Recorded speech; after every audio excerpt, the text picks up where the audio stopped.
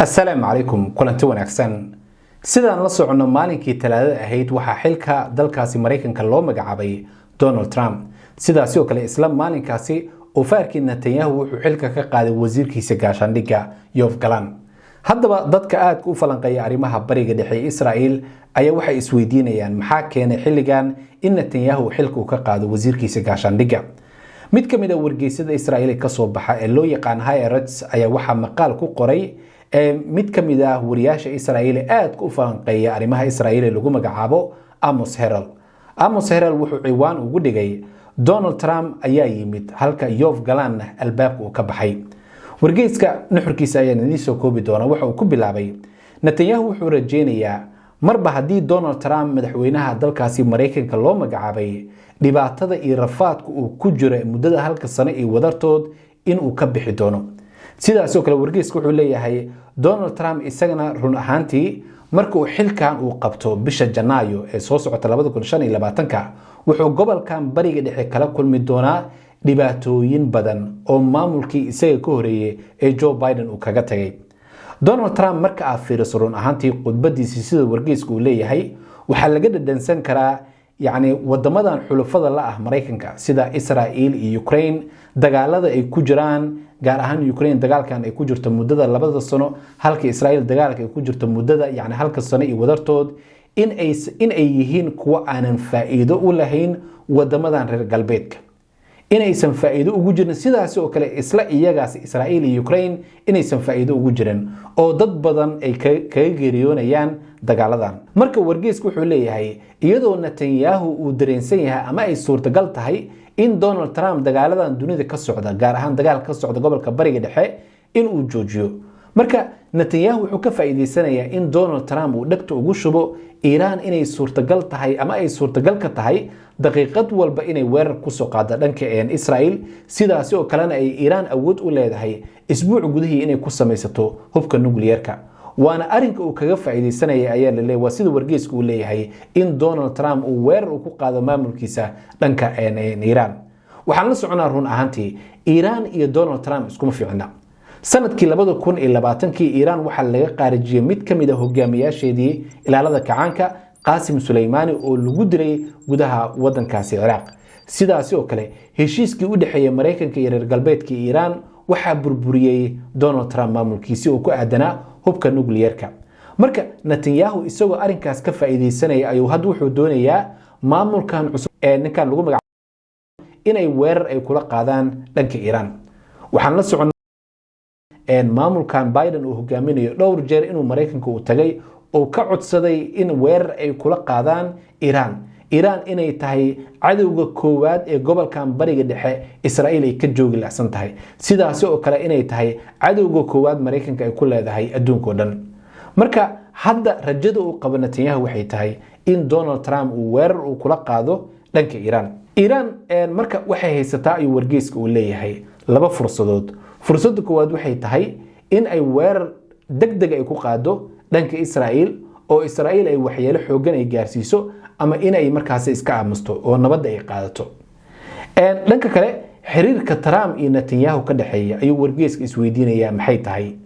tan ilaa 2020 waxaan la soconaa markii Donald Trump laga guuleystay xilka madaxweynimada dalkaasi Mareykanka oo ku guuleystay Joe Biden Netanyahu wuxuu noqday qofkii ugu horeeyay ee Joe Biden u hambaliyay arinkaasna xilligaasi waxa aad uga carooday Donald Trump oo ku sheegay Netanyahu inuu yahay nin la wajiilo ah marka Netanyahu isagoo caradaasi hadda ka fogaanaya ayuu maalinkii talaadada wuxuu noqday qofkii ugu horeeyay ee u hambaliyay Donald Trump run ahaantii tan ilaa 2020 Netanyahu iyo Trump xiriirkooda ma wanaagsanayn tusaale ahaan markaan usoo qaadano October 12 sanadkii hore 23 Donald Trump wuxuu eedeyn iyo dhaleeceyn u jeediyay Netanyahu iyo sirdoonka Israa'iil wuxuuna ku eedeeyay inay ku fashilmeen ka hortagga iska caabinta Falastiiniinta haddii isaga uu ahaan lahaa madaxweynaha dalka Mareykankana inaysan waxaas dhici lahayn sidaas oo kale haddii Yahuudda ay markaasi u ololeyn lahaayeen Donald Trump inuu madaxweyne noqdo dhibaatada maanta ku dhacday inaysan ku dhici lahayn marka ilaa 2020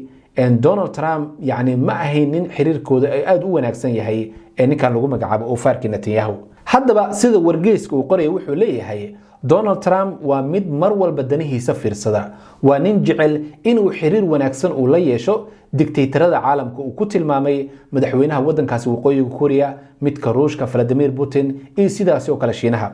wargeyska sidaas oo kale wuxuu leeyahay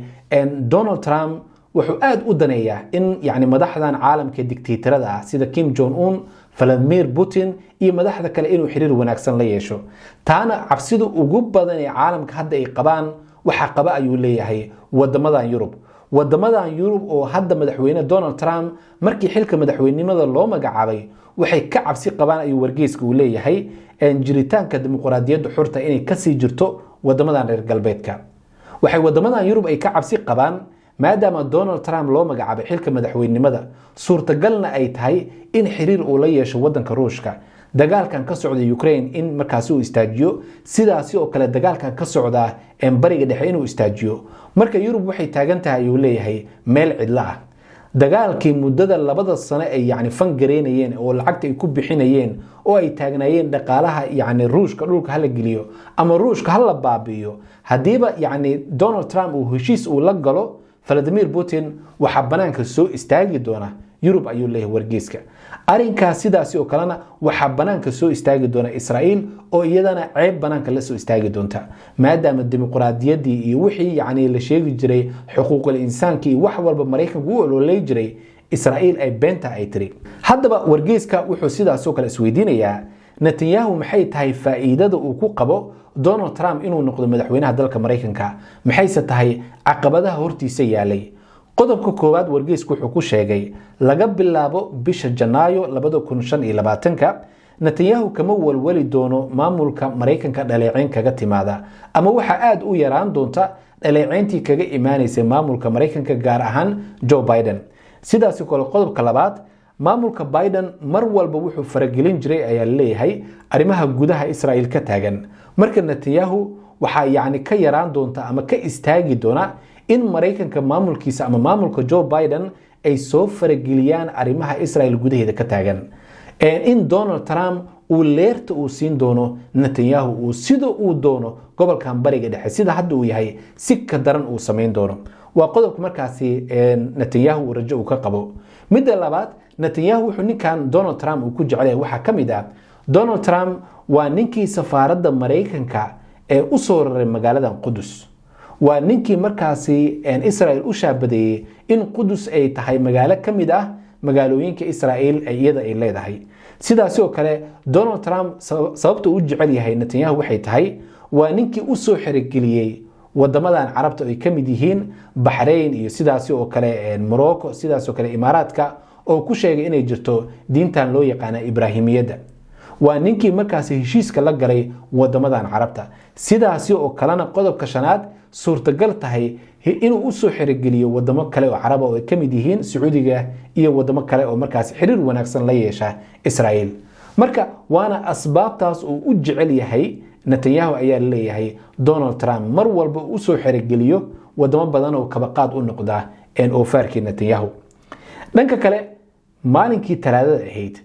Netanyahu wuxuu iska hor wareejiyay carqalad kale oo hortiisa taalay carqaladaas oo ahayd wasiirka gaashaandhigga Israa'iil Yoav Gallant waxaan la soconaa bishii March ee sanadkan 2024 hadda sii dhamaanaysa in Netanyahu xilka uu ka eriyay laakiin Netanyahu xilligaasi inuu la kulmay banaanbaxyo aad u waaweyn iyo dabaylo aad u daran xilligaasina wuxuu markaasi uu la tashtay madaxdii kale Israa'iil waxayna markaasi isla afgarteen in Netanyahu ninkan lagu magacaabo Yoav Gallant xilkiisi uu sii hayo laakiin maalinkii talaadada markii Joe Biden loo magacaabay xilka madaxweynimada dalkaasi Mareykanka ayuu mar kale Netanyahu wuxuu ku yiri Yoav Gallant kabahaaga ka qaado xafiiskayga shaqadan ayuu ka eriyay sidaas oo ay tahay haddana banaanbaxyo waaweyn ayaa dhacay laakiin Netanyahu marna ma dareemin in banaanbaxyadaasi ay wataan dabaylo aad u culus wuxuu qaatay dabaylahan inay yihiin mid aad u yar dabayshii dhacday bishii March ee Netanyahu xitaa qaadi rabtay isaga dhan xilka ka tuuri rabtay ma uusan dareemin bishan hadda aynu ku jiro November ee maalinkii talaadada marka hadda cabsida kale uu qabo waxay tahay Netanyahu oo kaliya in isaga laf ahaantiisii dhibaato la gaarsiiyo in la qaarajiyo يعني إن dhibaato kale la gaarsiiyo cabsida uu qabo waxay tahay waa arinkaas ayuu wargeyska u sheegayaa haddaba markaan ka nimaano xilka qaadista Yoav Galan laf ahaantiisa sidee ayuu isku arkay maxayse isku qabteen isaga iyo Ofaarki Netanyahu Yoav Galan mid koowaad wuxuu isku arkay inuu yahay nin geesi ah oo guul u soo hooyay Israel sidaas oo kalena inuu kaga mudnaa xilkan maanta uu hayo Netanyahu in isaga uu qabto uu kaga mudnaa